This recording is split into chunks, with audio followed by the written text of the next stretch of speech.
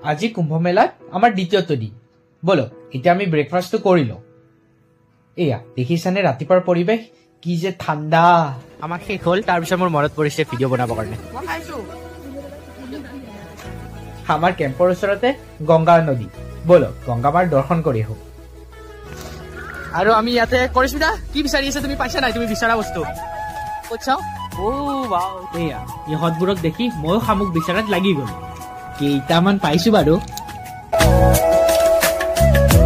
দুপৰীয়া ভাত সাজ খাই এতিয়া আমি ওলাইছো মেইন খাবলৈ যাৰ বাবে আমি মহাকুমলৈ আহিছিলো এই গায়কজনী যে গাই আছে সেইখন মঞ্চত আমাৰ পুতলা নাচৰ শ্ব' হোৱা কথা আছিল কিন্তু মঞ্চখনৰ একো সুবিধাই নাছিল আমাৰ পুতলা নাচৰ মঞ্চখন তৈয়াৰ কৰাৰ বাবে আমিও কম নহয় দেই আমাৰ নিজৰ সুবিধা মতে ষ্টেজ বনাহে এৰিলো